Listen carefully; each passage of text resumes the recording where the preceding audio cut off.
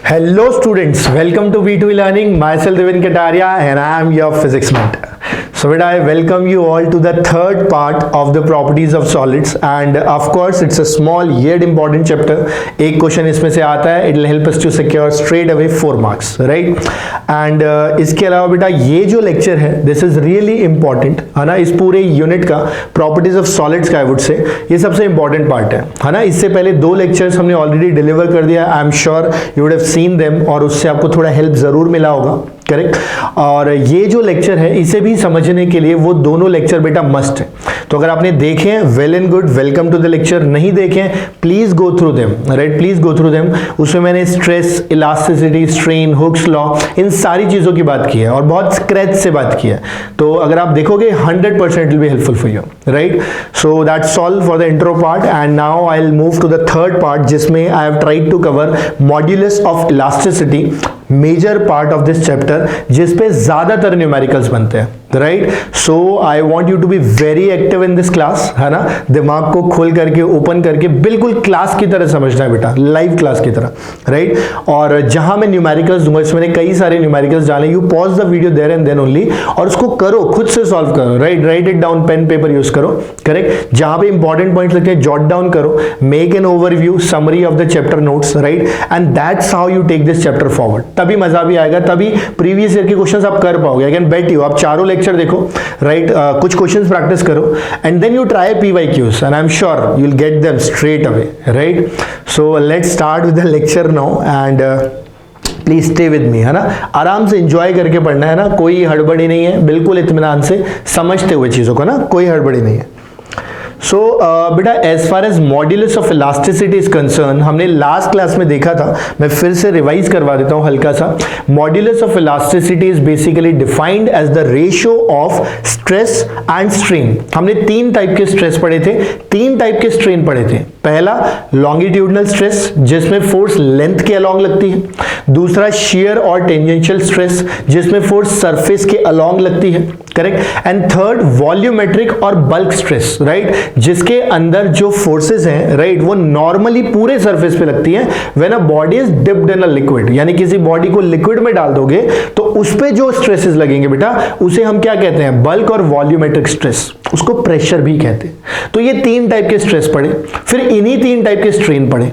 जब दोनों को डिवाइड किया स्ट्रेस वर्सेस स्ट्रेन तो बेटा मॉड्यूलस ऑफ इलास्टिसिटी भी तो 3 तरह का मिलेगा, राइट. तो हम उसी की बात करने जा रहे हैं. तो मैं एक एक करके तीनों मॉड्यूलस ऑफ इलास्टिसिटी और एक एडिशनल पॉइंट लिखता हूं, उसके बाद बेटा फिर हम आगे बढ़ेंगे, ठीक है. So let's take it forward.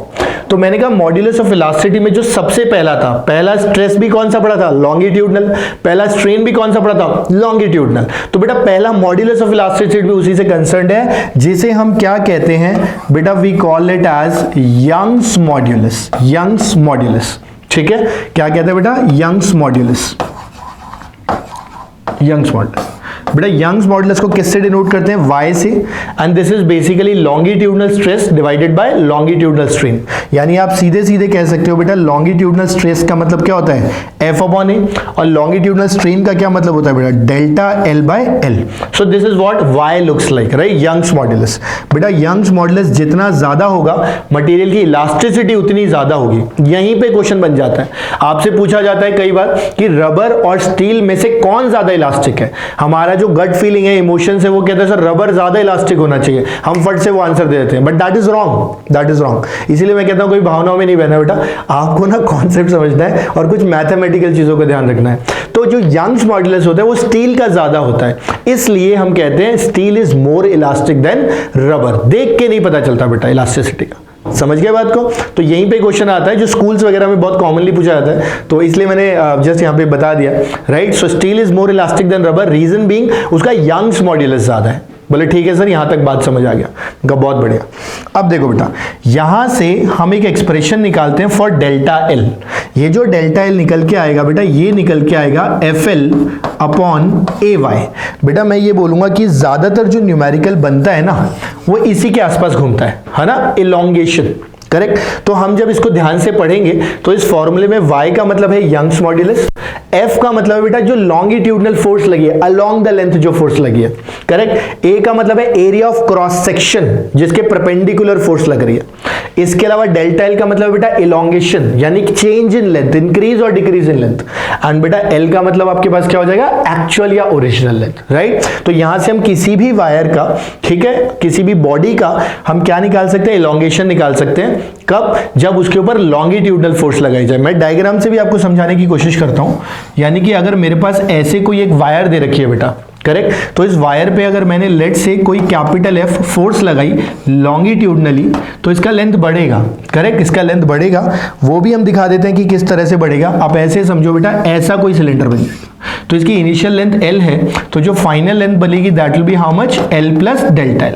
तो मैं इस फोर्स को कैपिटल F कह रहा हूं, इस इलोंगेशन को डेल्टा L कह रहा हूं, इस लेंथ को L कह रहा हूं, और एरिया ऑफ क्रॉस सेक्शन मतलब ये वाला एरिया ऑफ क्रॉस सेक्शन। समझिए बात को? तो I think terminology is well clear. So whenever delta L is asked, we'll straight away use what, FL upon AY। I hope this is clear बेटा। इसको आराम से अपनी कॉपी में लिख लो, आराम से, कोई हड़बड़ी नहीं है। इससे रिलेटेड मैं एक दो पॉइंट और इंट्रोड्यूस करूंगा। आप वीडियो को यहीं पॉज कर लो, आप लिख लो what is Young's modulus, what is the formula of Young's modulus, आप लिख लो डेल्टा L का फॉर्मूला क्या है, ये डायग्राम भी बना लो, दिमाग में और अच्छे से क्लियर कट फिट हो जाए, ठीक है। और फिर आगे जाना, और वो रबर स्टील वाला क्वेश्चन भी लिख लेना, ठीक है। चलो, तो आप वीडियो पॉज करके आगे करो, मैं लेक्चर को आगे लेके जा रहा हूं बेटा, ठीक है। तो दूसरी चीज जो मैं यंग्स मॉडुलस में बताने जा रहा था, theoretical question which is generally asked, है ना, वो भी काफी कॉमनली पूछा जाता है कि किन मटेरियल के लिए बेटा यंग्स मॉडुलस डिफाइंड होता है, राइट। तो हम सीधे सीधे बोलेंगे कि जो y है it is defined for first of all बेटा सॉलिड्स, ठीक है, सॉलिड्स के लिए डिफाइन होता है। अगर कोई बोलता है क्या लिक्विड्स के लिए डिफाइन होता है, क्या गैसेस के लिए डिफाइन होता है, हमारा आंसर होगा बेटा नो। दैट मीन्स जब हम यंग्स मॉडुलस की बात करते हैं तो Young's modulus is specifically defined only for solids, not for gases, not for liquids. Straight away दिमाग में फिट करके रखना, ठीक है बेटा। तो ये एक एडिशनल पॉइंट है, इसे भी आप ऐड कर लो, राइट। और फिर उसके बाद हम नेक्स्ट मॉडुलस पे चलेंगे। हम इसके बहुत सारे क्वेश्चन देखेंगे, लेकिन एक के बाद एक, पहले तीनों मॉडुलस समझ लेते हैं एक बार में, ठीक है ना, फिर हम न्यूमेरिकल्स करना शुरू करेंगे, ठीक। तो आप वीडियो पॉज करके इस पॉइंट को कॉपी कर लो, मैं लेक्चर को आगे लेके चल रहा हूं। तो हमने यहां तक देख लिया बेटा कि पहला जो मॉड्यूलस है वो हमारे पास कौन सा था, यंग्स मॉड्यूलस। फिर मैंने कहा कि चलो दूसरे मॉड्यूलस पे चलते हैं। तो जो दूसरा मॉड्यूलस है बेटा उसे हम कहते हैं शेयर मॉड्यूलस। क्या कहते हैं, शेयर मॉड्यूलस, शेयर मॉड्यूलस, ठीक है। शेयर मॉड्यूलस की अगर बात करें तो उसको देखते हैं बेटा। तो आप ऐसे समझो कि जो शेयर मॉड्यूलस है सबसे पहले उसका रिप्रेजेंटेशन इज बाय ईटा, ठीक है। बोले ठीक है सर। अलग अलग जगह अलग अलग और भी डिफरेंट वेरिएबल से डिनोट कर सकते हैं, हम ईटा से डिनोट कर रहे हैं। हमने कहा इसको लिखना चाहिए शेयर स्ट्रेस डिवाइडेड बाय बेटा शेयर स्ट्रेन। बेटा जब नाम ही शेयर मॉड्यूलस है तो shear stress upon shear strain लिख सकते हैं। शेयर स्ट्रेस की अगर बात करते हैं बेटा, शेयर स्ट्रेस का फॉर्मूला कितना था, वही कैपिटल F बाई ए, बस फोर्स कौन सी थी, टेंजेंशियल, मैं भी डायग्राम बना के समझा दूंगा।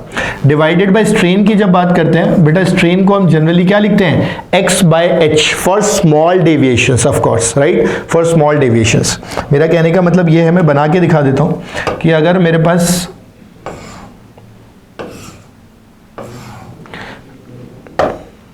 देखो, जस्ट 1 सेकेंड है ना,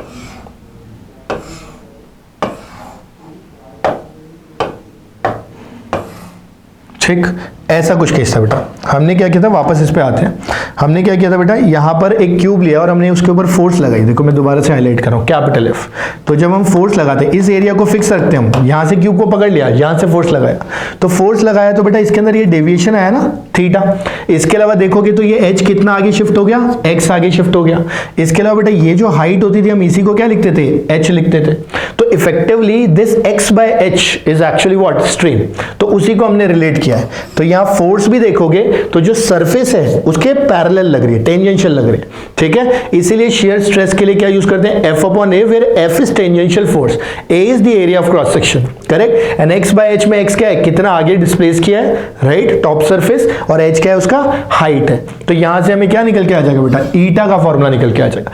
इसमें भी बेटा मेजरली जो आपसे पूछा जाएगा ना, वो जनरली x पूछा जाता है कि कितना टॉप सरफेस डिस्प्लेस करता है with respect to the bottom. तो हम very easily we can use this formula and there is no problem in that, right. I think it is very very easy to, ठीक है, simple application of formulas. तो ये तो हो गया फॉर्मूले वाली बात। बोले ठीक है सर, यहां तक बात समझ, अभी सुनते जाना।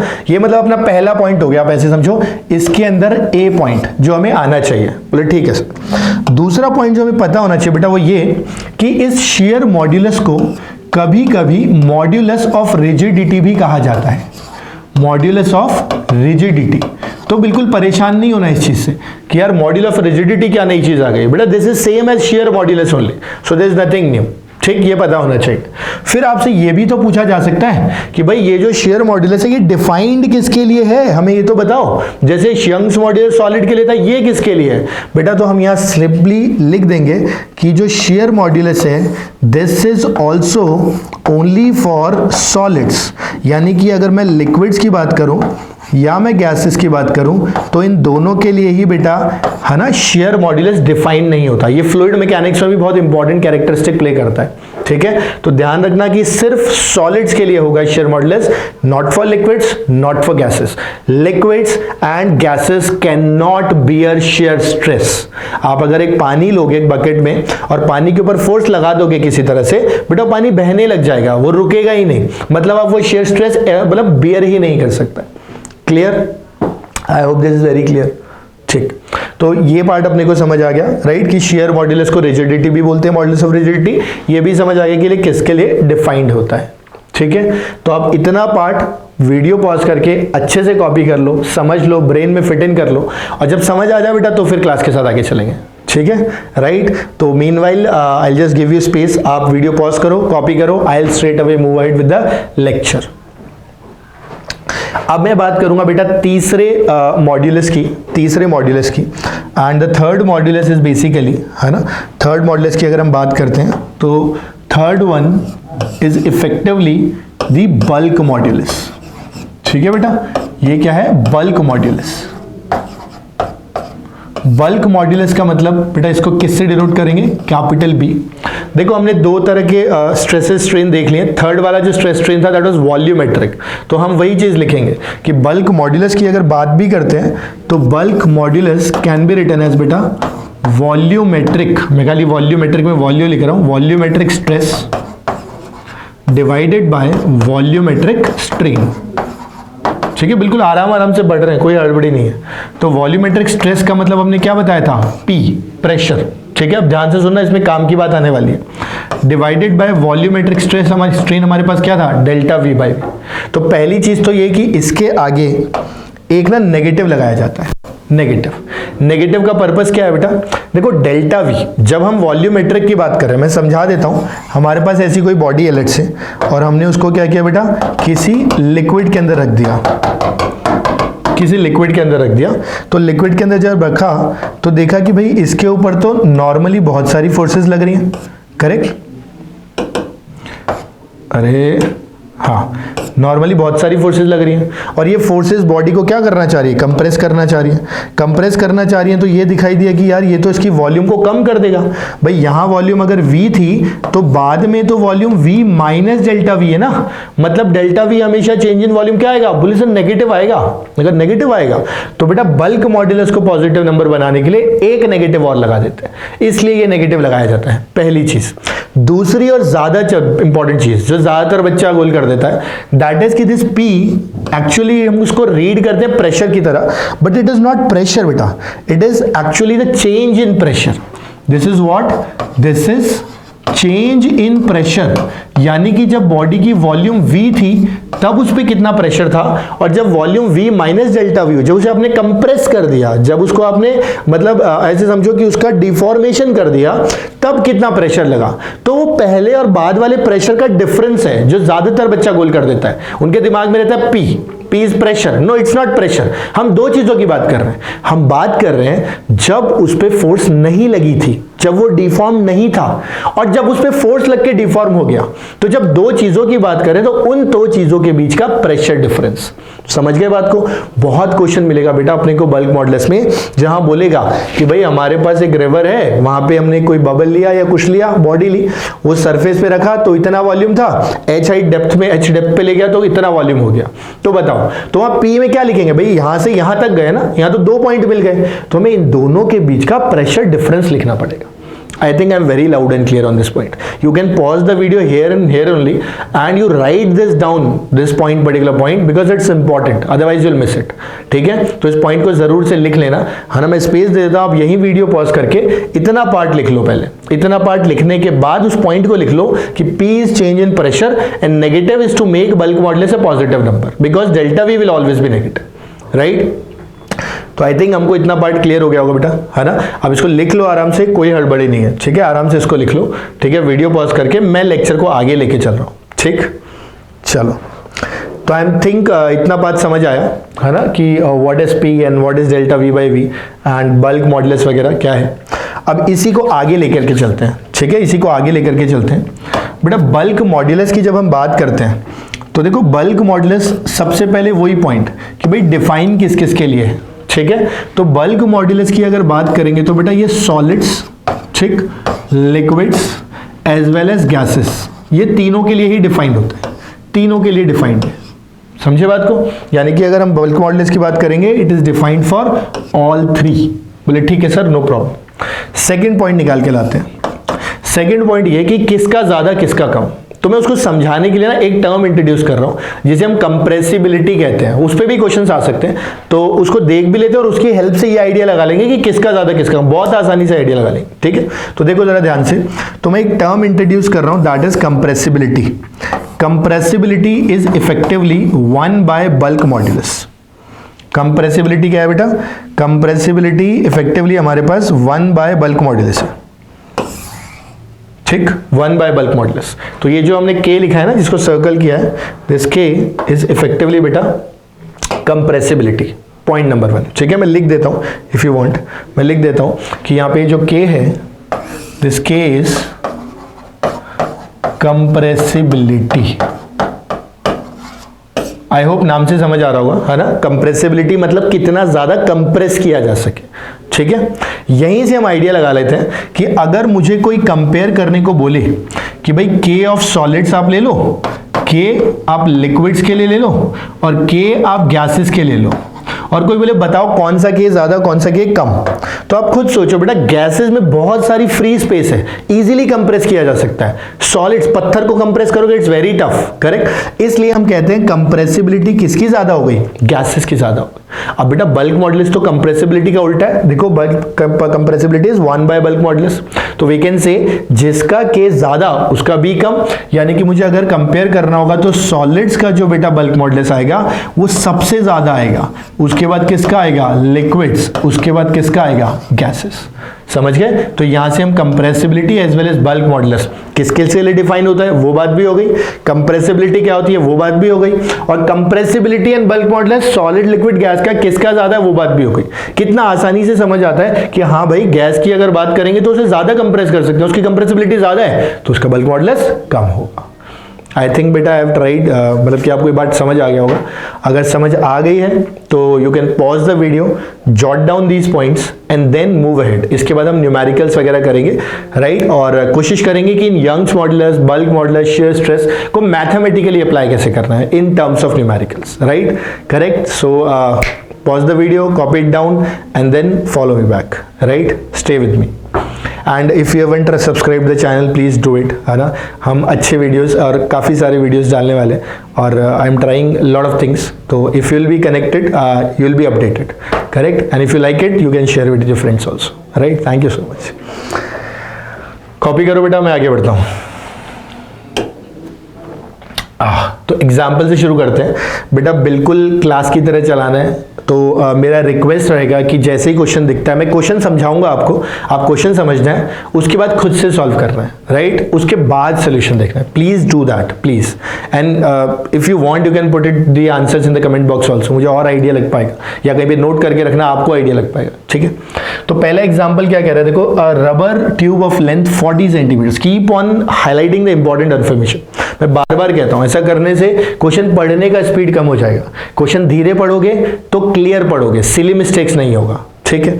तो 40 सेंटीमीटर्स की लेंथ दे रखी है, एक्सटर्नल एंड इंटरनल डायमीटर्स दे रखे हैं, external and internal diameters 1 centimeter 0.4 centimeter respectively, extends by 0.6 millimeters. कह रहा है ठीक है, 0.6 मिलीमीटर से एक्सटेंड करता है। जब कितना वेट लगा दिया जाता है बेटा? 5 kg वेट लगाया जाता है।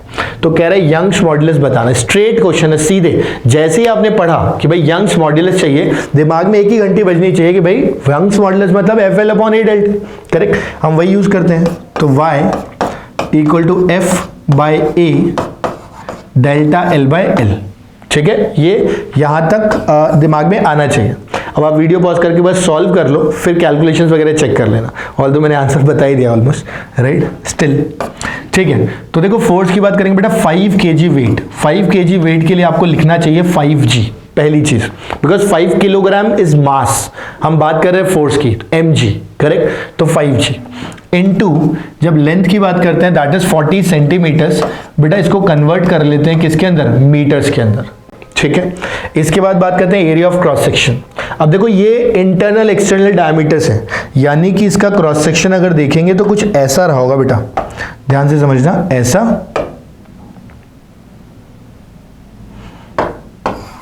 ऐसा, ऐसा कुछ क्रॉस सेक्शन रहा होगा। यानी इसको अगर मैं फिल कर दूं, मैं बस समझाना चाह रहा हूं कि डायग्राम कैसा बन रहा होगा। तो ऐसा कोई क्रॉस सेक्शन रहा होगा, समझ गए? ऐसा सिलेंडर जैसा, अरे सॉरी,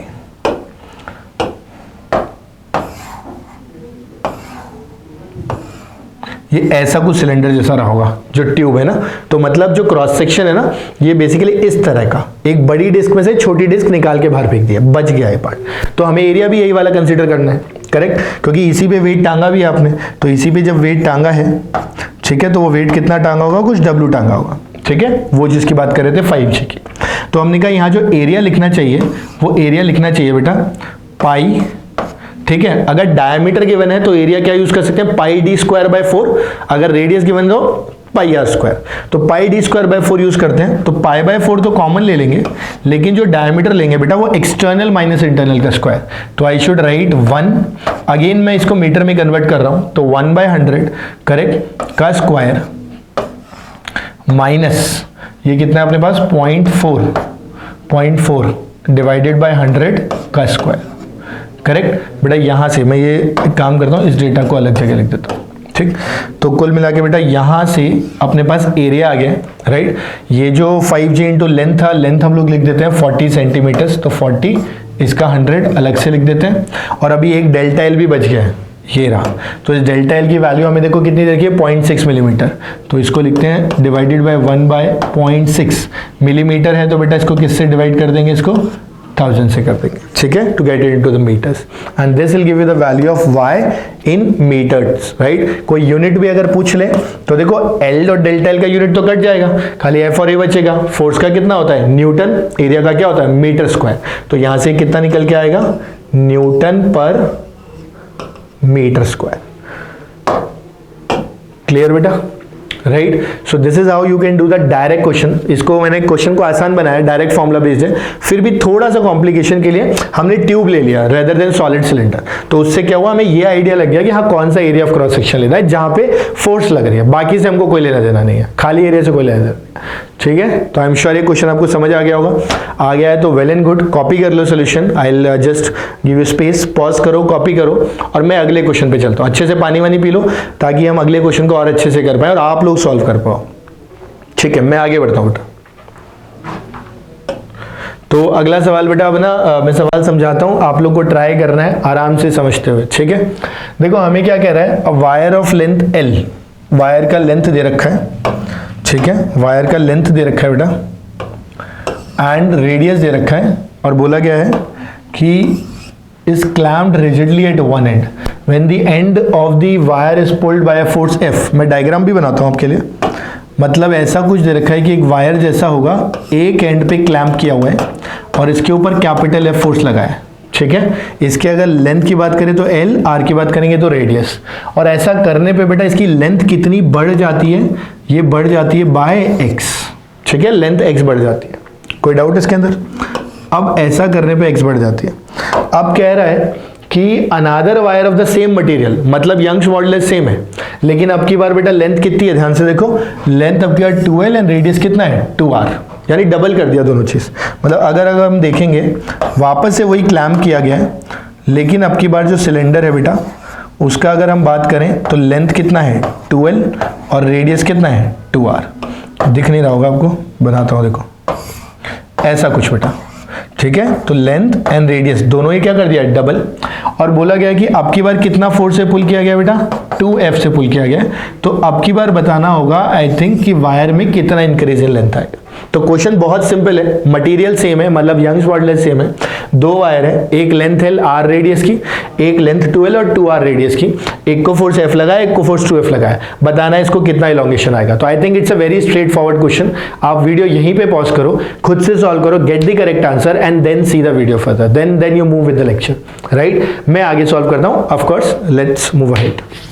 तो मैं यहां से लिखने जा रहा हूं बेटा, अगर मुझे इलॉन्गेशन की बात करेगा, मैंने लिखवाया भी था delta L equal to FL upon AY, तो I can directly write FL, area की जगह I can straight away write pi R square, ठीक है, area of cross section of the cylinder, ये वाला पार्ट बेटा पाई R स्क्वायर, ठीक है, इनटू Y। और जब x डैश की बात करता हूं तो इसके लिए फोर्स की जगह मैं कितना लिख दूंगा 2F, बिकॉज फोर्स डबल दे रखा है। लेंथ की जगह कितना लिख दूंगा बेटा 2L डिवाइडेड बाय रेडियस, जब डबल होगा तो एरिया 4 टाइम्स हो जाएगा। R की जगह 2R डालोगे तो क्या मिलेगा आपको, R की जगह 2R डाले में 4 पाई R स्क्वायर, मैं लिख दे रहा हूं स्ट्रेट अवे। ये बेसिक कैलकुलेशन बेटा आपको करनी है। और बेटा अगर मैं बात करता हूं यंग्स मॉडुलस सेम मटेरियल, तो यानी कि यंग्स मॉडुलस भी क्या रहेगा सेम, क्लियर। अब मैं यहां से दोनों को डिवाइड करके कंपेयर कर सकता हूं। तो जब मैं डिवाइड करूंगा आप खुद देखो, ये वाला 4 और ये वाले 4 कट जाएंगे तो इफेक्टिवली सेम ही आ गया। तो यहां से हमारे पास x डैश किसके बराबर आ जाएगा x, this is the answer. I am sure बेटा आप में से ज्यादातर बच्चों का सही रहा होगा, जिसका नहीं भी है टेंशन नहीं लेना है, आराम से देखो, समझो क्या करना है, क्या गलती हुई है, अब मत रिपीट करना और सीख लो इससे। Try to learn from the questions, यहाँ ये गलती है लिख लो, ये मिस्टेक है आगे से नहीं करो, बात खत्म, ठीक है। That is the purpose of learning, that's how you learn, ठीक है। तो आराम से कॉपी करो, ठीक है, समझ लो, और फिर अगले एग्जाम्पल पे चलते हैं, ठीक है। जिनका सही है they can move on to the next. एक और क्वेश्चन है आपके लिए, बहुत मुश्किल नहीं है, मैं बहुत बेसिक क्वेश्चन लेके आ रहा हूँ। मैं चाह रहा हूँ आप इजी क्वेश्चंस भी क्रैक करो, क्योंकि कई बार टफ क्वेश्चंस करने के चक्कर में इजी क्वेश्चन को बिल्कुल लाइटली लेते हैं और फिर वो एग्जाम में हमें लाइटली लेता है और हिसाब किताब बराबर कर देता है। हमें वो सब नहीं करना, आराम से हर क्वेश्चन को वैल्यू देनी है। तो हमने कहा कि भाई एग्जाम्पल है कि 10 मीटर लॉन्ग केबल, ठीक है, कितने स्ट्रैंड्स ऑफ स्टील है 40 स्ट्रैंड्स ऑफ स्टील है, 40 स्ट्रैंड्स। कह रहा है the cross section of each strand is 5 centimetre square, हर किसी का क्रॉस सेक्शन एक स्ट्रैंड का दे दिया। This cable is used to lift a load of 4000 newton, how much extension can take place in millimetre बताना है। और देखो यंग्स मॉडुलस मीटर में दे रखा है, ये छोटे छोटी सी गलतियां होती है जो हमसे हो जाती है कई बार फ्लो के अंदर। 1 भी आंसर में होगा, हो सकता है 1000 भी आंसर में हो, 1 मीटर में हो, 1 मिलीमीटर में। आंसर हमने सही निकाला 1 मीटर, लेकिन पूछा उन्होंने मिलीमीटर में, तो मुझे 1000 टिक करना पड़ेगा। तो क्वेश्चन को ध्यान से पढ़ना है कि हमें किस में बताना है बेटा, मिलीमीटर में बताना है। बोले ठीक है सर, ठीक है हम ट्राई करते हैं। तो आप एक बार ट्राई कर लो क्वेश्चन को आराम से, ठीक है, और उसके बाद आप आगे बढ़ना, मैं कंटिन्यू कर रहा हूं। तो जितना मुझे समझ आता है, फिर से कहानी वही है, एक्सटेंशन निकालना है। मैंने कहा भी था मेजर क्वेश्चन एक्सटेंशन पे ही चलते हैं। तो डेल्टा एल की बात करेंगे तो this delta L is effectively what, FL upon AY, ठीक है। जहां पे फोर्स की अगर बात करते हैं 4000 Newton, straight away value given है। जहां तक लेंथ की बात करेंगे स्ट्रेट अवे 10 मीटर दे रखा है, करेक्ट। हाँ, एरिया अगर ध्यान से देखोगे, ये असल में केबल है, इस केबल के अंदर ऐसे बहुत सारे स्ट्रैंड्स हैं। कितने स्ट्रैंड्स हैं, ऑलमोस्ट 40 स्ट्रैंड्स हैं, एग्जैक्टली 40 स्ट्रैंड्स हैं। तो केबल के अंदर छोटी छोटी केबल्स बनी हुई हैं इस तरह से। अगर आप कभी खोल के भी देखोगे ना वायर्स को, तो बेटा ऐसी स्ट्रैंड्स होती हैं। तो ऐसी 40 छोटी छोटी वायर्स हैं, करेक्ट। इन पे ओवरऑल लोड लग रहा है। तो हमें जब एरिया लिखना पड़ेगा तो पूरा एरिया लिखना पड़ेगा। तो हम लिखेंगे एक स्ट्रैंड का एरिया अगर मुझे पता है तो 40 स्ट्रैंड का कितना, 40 इंटू एक स्ट्रैंड का एरिया कितना है, 5 स्क्वायर मिलीमीटर, मतलब 5 मिलीमीटर स्क्वायर। तो आई कैन राइट 5 बेटा मिलीमीटर के स्क्वायर को मैं लिख सकता हूँ 10⁻⁻⁶, करेक्ट। क्यों? क्योंकि मैं किसके लिए निकालना चाह रहा हूँ, मीटर में कन्वर्ट करना चाह रहा हूँ। मैंने एक्चुअल में सब कुछ न्यूटन वगैरह में डाला हुआ है, वाई भी मीटर में है, तो पहले मीटर में निकाल लेता हूँ। बोले ठीक है सर कोई दिक्कत नहीं, बाद में कन्वर्ट कर देंगे, ठीक है। तो देखो एफ का वैल्यू पुट कर दिया, एल का वैल्यू पुट कर दिया, ए का पुट कर दिया। यंग्स मॉडुलस आपको कितना दे रखा है, इंटू 2 इंटू 10⁻, हाउ मच, 11, ठीक है, 2 इंटू 10⁻11 न्यूटन।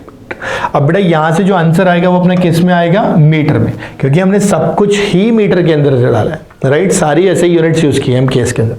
अब यहां से बेटा देखो I think very easily you can do it, correct. यहां से 40 से काटेंगे तो ये कितना आएगा, 100, ठीक है। और ये अपने पास कितना पावर दे रखा है, 2 से और 5 से मिलके 10 कट जाएगा, तो इफेक्टिवली जो निकल के आएगा दैट विल बी 100, यानी 10 की पावर 2, 6 ऊपर जाएगा 10 की पावर 6 और 11 ऊपर जाएगा -11, तो इफेक्टिवली 8, तो आएगा 10⁻³ meter, which is what, 1 millimeter. तो आप हो सकता है 10⁻³ पे टिक कर दो, जबकि आंसर क्या था, 1। क्यों? बिकॉज आपसे किस में पूछा गया था, मिलीमीटर में पूछा गया। तो ये छोटी छोटी चीजें हैं जिसे हम सिली मिस्टेक कहते हैं एग्जाम के बाद। तो मैं इस बार वही चाह रहा था कि आपको ना ये भी आइडिया लगे, इसीलिए मैं कह रहा हूं कि आप ना क्वेश्चन पूरा सॉल्व करो, बिल्कुल क्लास में जैसे करते हैं, और आंसर मैच करो ना। अगर इतना परफेक्ट है तो आंसर 1 मिलीमीटर होना चाहिए था। आपने अगर आंसर रिपोर्ट किया है कि सर मेरा 10⁻³ तक सही था, that means it is adding to the misconception of yourself, आपकी परफॉर्मेंस को लेकर के, कि मुझे क्वेश्चन आता था। एग्जाम में आप 10⁻³ पे टिक करते हैं और एग्जाम में आप -5 लेकर के आते हैं, 4 सही के जाते, 1 नेगेटिव मिल जाता, और यही एग्जाम में होता है। तो हमें लगता है सर एग्जाम के बाहर तो सब हो जाता है, एग्जाम में नहीं हो पाता। ये सब फालतू बातें हैं। कुल मिला के प्रॉब्लम ये है कि आप एंड रिजल्ट तक नहीं पहुंच पाते। कई बार अगर आपने 5 में से 4 स्टेप भी कर दिए ना बेटा, स्टिल यू विल गेट 0 और -1 if you haven't done the last step. So you have to close the loop. If you don't close the loop, वो वापस से ही शुरू करना पड़ता है, दैट्स अ लॉस। समझे मेरी बात को? तो आई थिंक प्लीज इस चीज का ध्यान रखिए, है ना। अब आगे जितने क्वेश्चंस आएंगे पूरा सॉल्व करके निकालना है, पूरा सॉल्व करके निकालना है, राइट। और अगर कोई बच्चा ऐसा है जिसके सारे क्वेश्चन के सारे आंसर सही है, do let me know in the comment box, मुझे आइडिया लग जाएगा कि हाँ दम है, ठीक है। ऑल दो जबकि इजी सी क्वेश्चन दे रहा हूँ, ऐसा कोई रॉकेट साइंस नहीं है, ठीक है। तो इसको कॉपी कर लो और वीडियो पॉज करके मैं आगे बढ़ता हूँ। देखो बेटा, अब मैं कुछ नोट्स की बात कर रहा हूँ। आज का लेक्चर थोड़ा सा लेंदी भी होगा, है ना, बिकॉज काफ़ी सारी चीज़ें मैंने क्लब की और वो ज़रूरी है। तो अब मैं बात करने जा रहा हूँ बेसिकली इलास्टिक पोटेंशियल एनर्जी की बेटा, है ना। मैं किसकी बात करने जा रहा हूँ, इलास्टिक पोटेंशियल एनर्जी की, दिस एंड एनर्जी डेंसिटी, इस टॉपिक की बात करेंगे। ये काफ़ी कॉमनली यूज होता है। मैं डेरिवेशन पार्ट पे नहीं जाऊँगा, मैं स्ट्रेट अवे फॉर्मुलेस पे ही जाऊँगा। तो आप ऐसे समझो कि जब मैं इलास्टिक पोटेंशियल एनर्जी की बात करता हूँ, that means the energy stored in a stretched wire. जब आप एक वायर को खींचते हो तो उसके अंदर इलास्टिसिटी की वजह से डिफॉर्मेशन आता है, लेंथ बढ़ जाती है। तो जो डिफॉर्मेशन आया उसके अंदर एनर्जी स्टोर्ड है। आप सोचो ना, एक स्प्रिंग को खींच के रखो जरा, जैसे ही छोड़ोगे स्प्रिंग भागने लगेगी, मतलब उसमें एनर्जी थी तभी तो भागी। हम उस एनर्जी की बात कर रहे हैं। एक रबर है, खींच के छोड़ोगे पता चल जाएगा, ठीक है। तो वहां पे क्या है, एनर्जी है। तो वो एनर्जी की बात करें, that energy which is stored in a elastic body when stretched और deformed is known as elastic potential energy, right. तो हमारे पास इलास्टिक पोटेंशियल एनर्जी की हम बात कर रहे हैं, हमें समझ आ गया कि क्या होती है, करेक्ट। और एक होती है energy density. Of course density means what, density means something divided by volume, correct. जैसे mass density is mass upon volume. तो यहां एनर्जी डेंसिटी की बात करें तो ऑफ कोर्स क्या होना चाहिए, एनर्जी पर यूनिट वॉल्यूम। तो I don't think that's a rocket science, very easily it can be understood, right. तो हमको दो चीजों की बात कर गया, बोले ठीक है सर। एक तो बात कर गया U की एनर्जी, एक बात करके एनर्जी डेंसिटी। मैं इसको अपने लेवल पे UD लिख लेता हूं। बोले ठीक है सर, कोई दिक्कत नहीं। अब इसे समझते हैं। तो मैंने कहा जब आप एक बॉडी को स्ट्रेच करते हो तो इलॉन्गेशन डेल्टा L आता है, एक्चुअल लेंथ L हो सकती है। तो अगर मैं इसके अंदर एनर्जी स्टोर्ड की बात करता हूं बेटा, पर यूनिट वॉल्यूम, जिसे हम एनर्जी डेंसिटी कहते हैं, तो this energy density is effectively half, ठीक है, इनटू स्ट्रेस, ठीक है, into strain, half into stress into strain. समझे मेरी बात को? और ये डिराइव करना कोई रॉकेट साइंस नहीं है, बहुत हलवा काम है। आप ये करो, मैं आपको सिंपल तरीका समझाता हूं, देखो आराम से समझना। अभी अभी मैंने बताया था आपको कि भाई डेल्टा एल क्या होता है, एफ एल अपॉन ए वाई होता है। ठीक, मैं कह रहा हूं आप ना ये ए वाई को इधर ले जाओ और एल को नीचे ले आओ, मतलब ये आपके लिए बन जाएगा, ये बन जाएगा delta L A Y upon L equal to F. कोई रॉकेट साइंस नहीं है, बहुत आसान चीज बता रहा हूं। आप एक स्प्रिंग से कंपेयर करो, elastic string is equal to spring. Spring का फोर्स क्या होता है, F equal to K X होता है। बोले हाँ सर होता है। एक्स इलोंगेशन होता है, बोले हाँ। एफ फोर्स होता है, बोले हाँ। तो ये एफ फोर्स और ये जो डेल्टा एल है ये किसकी तरह काम करेगा, बोले सर ये तो इलोंगेशन की तरह काम करेगा। मैंने कहा सही है। तो आप बताओ जो बच गया, ये जो बच गया ए वाई बाय एल, क्या इसको मैं एक स्प्रिंग कांस्टेंट की तरह नहीं काम ले सकता? बोले बिल्कुल ले सकते हो सर, कोई दिक्कत नहीं है। जैसे ये के बन गया बेटा, जैसे ये के बन गया, आप याद करो स्प्रिंग का एनर्जी का फॉर्मूला कितना था, 1/2 के एक्स स्क्वायर। अगर आपको नहीं याद आ रहा है तो please go through the lecture of work पर एनर्जी, वो भी अपलोडेड है, राइट। तो आइडिया लग जाएगा हाफ के एक्स स्क्वायर। एक्स की जगह क्या डालना है, डेल्टा एल, और के की जगह क्या डालना है आपको, Y A by L. Straight away you will derive this formula. समझ गए? तो सिंपल डेरिवेशन बता रहा हूं, अगर किसी को करना है तो जस्ट फॉर नॉलेज, ऑल्दो मुझे नहीं लग रहा कोई करेगा, बता रहा हूं। तो half into stress into strain हो गया। दूसरा जो फॉर्मूला निकल के आता है बेटा यहीं पर, ठीक है, half into stress into strain. इसी में स्ट्रेस को क्या लिख सकते हैं हम लोग, Y into stress, Y into strain. क्योंकि मैं लिख देता हूं ताकि थोड़ा सा दिखे आपको क्या बोल रहा हूं। वाई हमारे पास क्या होता है बेटा, वाई हमारे पास होता है स्ट्रेस अपॉन स्ट्रेन होता है। तो यहां से स्ट्रेस को y इंटू स्ट्रेन लिख सकते हैं, बोले यस सर लिख सकते हैं, बस वही लिखने जा रहा हूं। तो ये बन जाएगा बेटा यहां से 1/2 इंटू वाई इंटू स्ट्रेन, और स्ट्रेन मिलकर के बन जाएगा स्ट्रेन का स्क्वायर। ठीक है, और बेटा कभी कभी अगर हम चाहें तो स्ट्रेन को भी लिख सकते हैं स्ट्रेस अपॉन वाई। तो ये बन जाएगा हाफ इंटू स्ट्रेस का whole square divided by Y. So that's how we have 3 different formulas, है ना। हमारे पास कितने फॉर्मूलेज हो गए बेटा, हमारे पास 3 अलग अलग फॉर्मूले हो गए। For what, for energy density, for energy density. One is half into stress into strain, second half into Y into strain का square, and the third half into stress का square upon Y. This is all for energy density.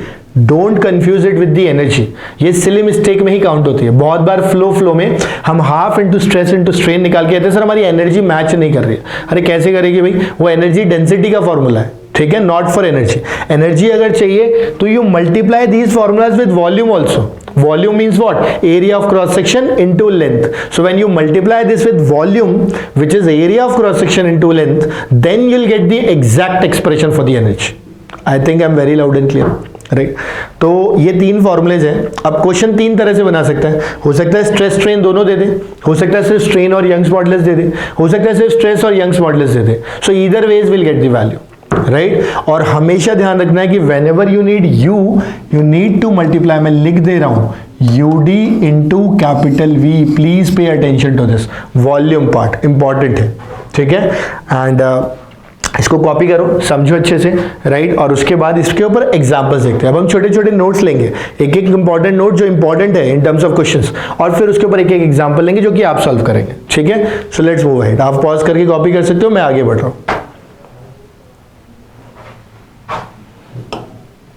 ठीक है। देखो, तो पहला example is a uniform wire of length 4 meter and area of cross section 2 millimeter square. देखो क्या क्या दे रखा है, ध्यान देना है। मेरे पास लेंथ दे रखा है 4 मीटर्स, मेरे पास एरिया ऑफ क्रॉस सेक्शन दे रखा है 2 मिलीमीटर स्क्वायर, करेक्ट। इसके अलावा subjected to longitudinal force produced, elongation कितना दे रखा है 1 मिलीमीटर। यंग्स मॉडुलस भी हमें गिवन है, राइट, 2.1 × 10⁻11 मीटर स्क्वायर -2, अच्छा न्यूटन पता है, I don't know, nm square. तो ये मीटर में -2 होगा आई थिंक, करेक्ट। ये कैपिटल है actually, newton per meter square unit है ये इसका, है ना, कंफ्यूज नहीं होना है। This is capital N per meter square, ठीक। Elastic potential energy if it is stretched by 10 centimeters. Elastic potential energy, they are not asking the energy density, they are asking the potential energy, right, U. So when U is asked, what will have to do, we can write U as, ध्यान से सुनना बेटा, 1/2। क्या मेरे पास elongation है? हाँ है, delta L है। क्या मेरे पास लेंथ है? बिल्कुल है। अगर मेरे पास इलॉन्गेशन और लेंथ दोनों है तो क्या मेरे पास स्ट्रेन है? बोले yes sir, delta L by L strain है आपके पास। मैंने कहा गुड। अगर स्ट्रेन है तो Y can't we use the formula delta L by L which is strain का स्क्वायर इंटू वाई। आप बोलोगे बिल्कुल कर सकते हैं और करना भी चाहिए, तो लिखते हैं, वैल्यू सब्सटीट्यूट करते हैं 1/2। अच्छा, ये मैंने क्या लिखा है? देखो मैं कह रहा था गलती, सिली मिस्टेक। ये मैंने लिखा है energy density. I need what? Energy. So I have to multiply it with what? Volume also. तो इसको और कैसे मल्टीप्लाई करेंगे बेटा? वॉल्यूम, यानी कि इंटू ए इंटू एल। इंपॉर्टेंट, ध्यान रखना है, ठीक है, करेक्ट। अब यहाँ पे आगे बढ़ते हैं, मैं खुद भूल गया था, बताओ। 1/2 डेल्टा एल कितना है बेटा? 1 मिलीमीटर, मतलब 10⁻³ मीटर्स। लेंथ कितना है? 4। ध्यान रखना, unit conversion is important in solids. In fact part 2 NCERT का पूरा ऐसा ही है। वैल्यूज गलती कर दोगे आप कई बार, तो ध्यान से वैल्यू सब्स्टिट्यूट करनी है। का स्क्वायर इनटू यंग्स मॉडुलस हमारे पास कितना है? 0.2 इंटू 10⁻11, ठीक है। और इसके अलावा area into length, area of cross section दिया था ना, ये रहा 2 मिलीमीटर स्क्वायर, तो इसको लिख देंगे 2 into 10⁻⁻6। Reason being millimeter square को मीटर स्क्वायर में कन्वर्ट कर दिया। And length again we have 4 metres.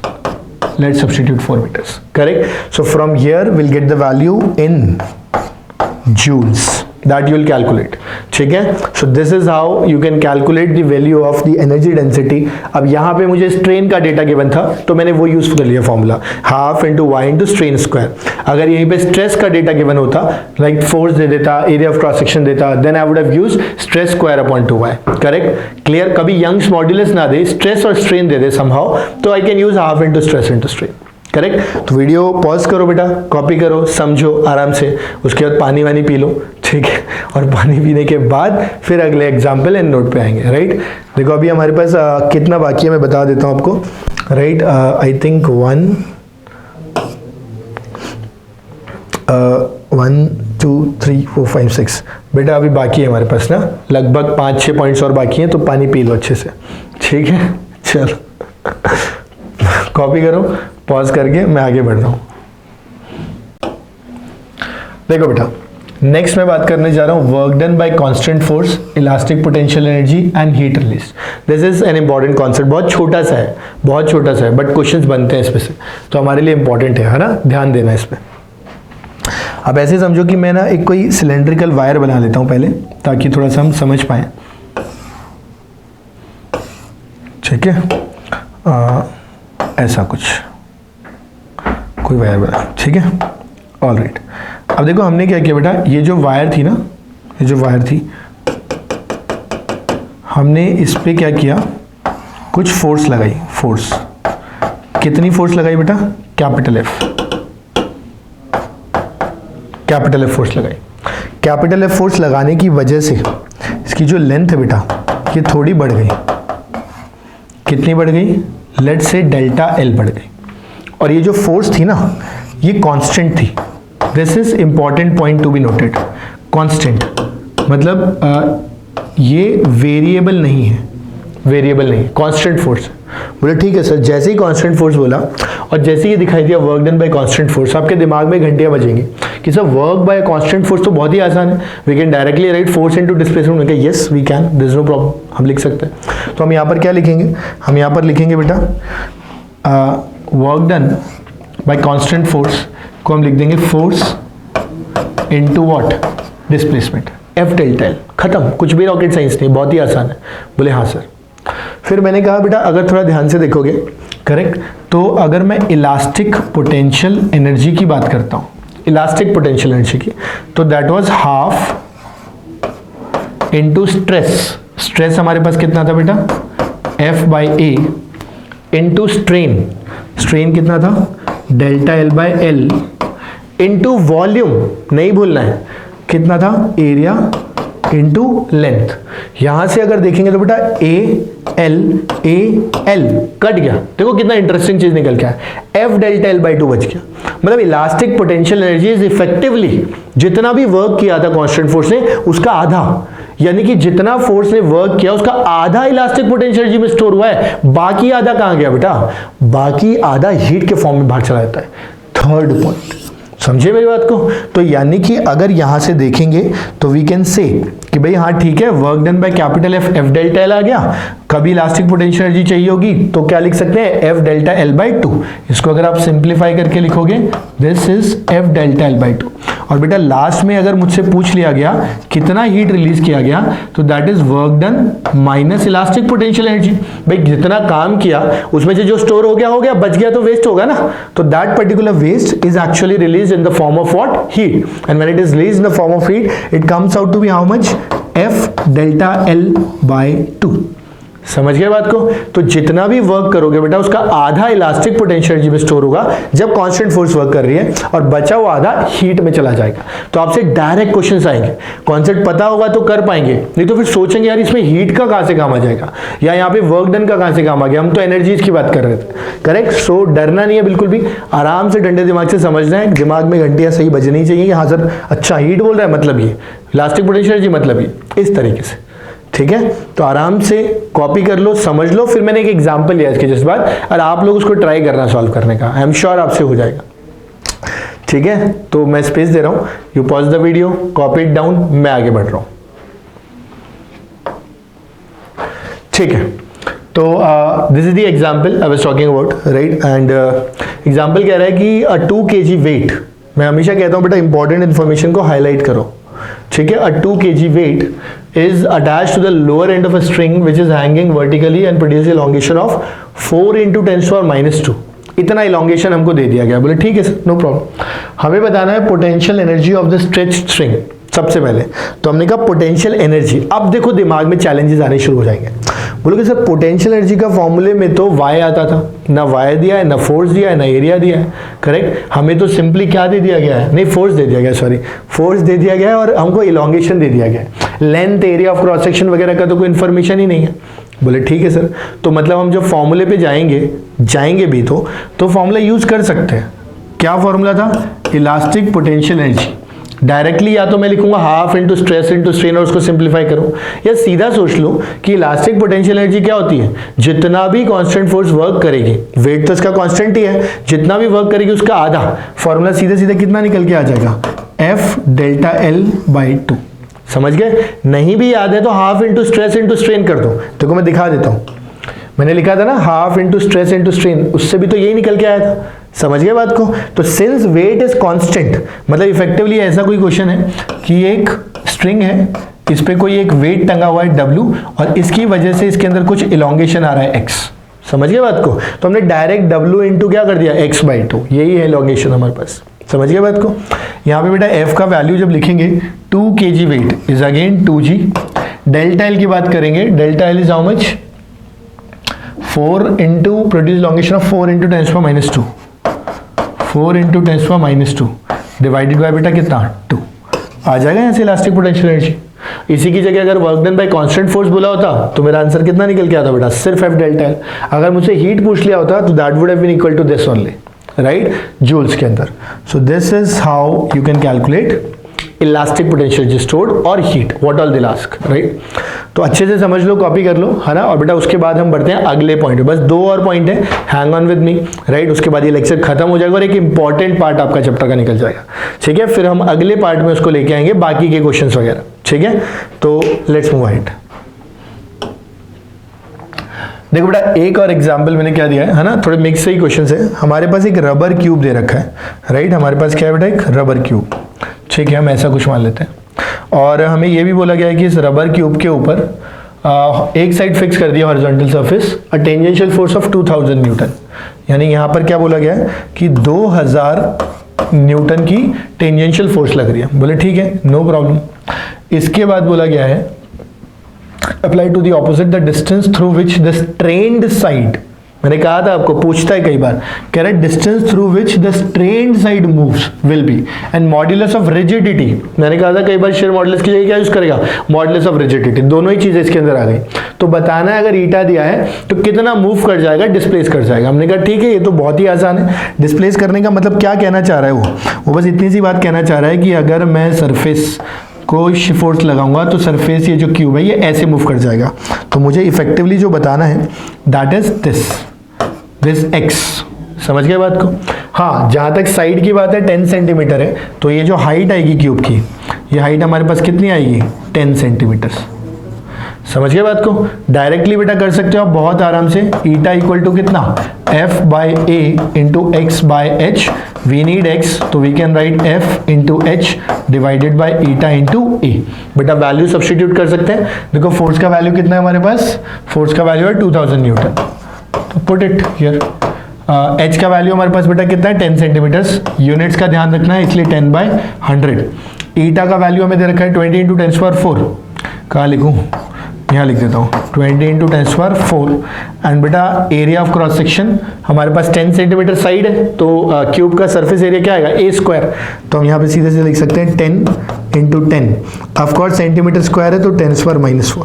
ठीक है, तो मैंने थोड़ी क्लमजी कर दी कैलकुलेशन, आप कर लेना। वैल्यू सब्स्टिट्यूट करनी है सिंपली। ठीक है, तो आई एम श्योर ये क्वेश्चन बहुत क्लियर होगा आपको। कॉपी कर लो फिर भी अगर सोल्यूशन कॉपी करना है, and then move on to the next part. बेटा this is one more example and बहुत आसान है, आई एम श्योर आप लोग कर पाओगे। तो आप एक मेरे हिसाब से ना, you pause the video, you see the question yourself, you read it yourself, खुद से ट्राई करो, get the answer, get the solution, और फिर उसका सोल्यूशन देखना है। ठीक है, मैं आगे बढ़ रहा हूँ लेक्चर में। तो मुझे बोला गया fractional change in the volume of the oil is 1%। बेटा जो फ्रैक्शनल चेंज टर्म होती है ना, फ्रैक्शनल चेंज, इसका मतलब होता है delta V by V, change in volume upon original volume, that is the fractional change. ये हमें दे रखा है 1%।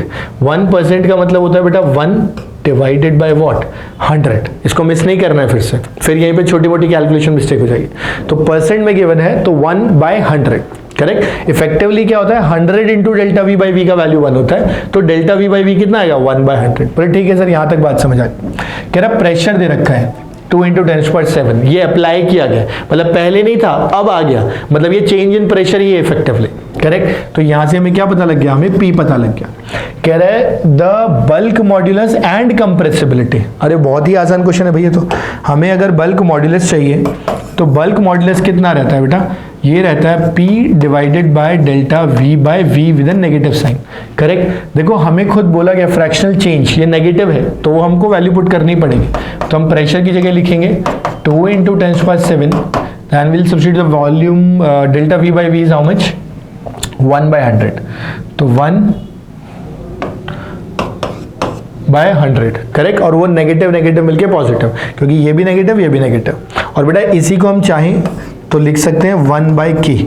तो यहाँ से हमें और क्या पता लग जाएगा, कंप्रेसिबिलिटी भी पता लग जाएगा। समझ गए?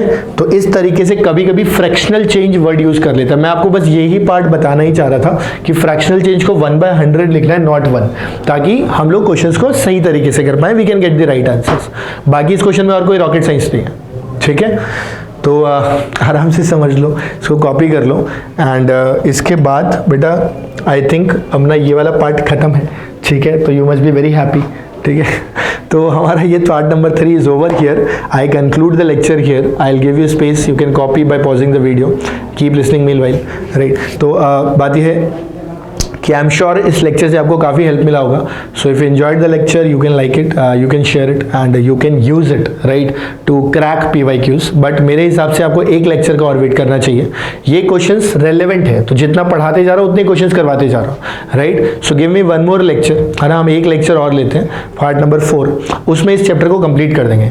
उसके बाद तुम सारे जितने क्वेश्चंस मैंने कराए हैं एक बार अच्छे से रिवाइज कर लेना, इंपॉर्टेंट नोट्स रिवाइज कर लेना, in case you have made it, right. Important point जो जॉट डाउन किया उसे रिवाइज कर लेना, and then you hit the PYQs and you see for yourself कि कितने आप कर पा रहे हो। आई एम श्योर कि आपको काफी हद तक क्वेश्चंस क्रैक हो जाएंगे, राइट। और कोई एक रेफरेंस बुक या मटेरियल यूज करना है, प्रैक्टिस शीट्स यूज करनी है, सिर्फ इतने से काम नहीं चलेगा। इट जस्ट रेलेवेंट, क्या ठीक है, रेलेवेंस दे दी है कि क्वेश्चन को कैसे अप्लाई करना है या न्यूमेरिकल में कैसे अप्लाई करना है थ्योरी को। बाकी आपको क्वेश्चन प्रैक्टिस करना ही पड़ेगा बेटा, विदाउट दैट आप हैंडीकैप रहोगे कंटेंट के term, right. So with this I end up this lecture. I'll meet you again. Thank you so much for listening, for staying. Goodbye, take care, not goodbye, bye, take care, we'll meet again, and study hard, right? Bye.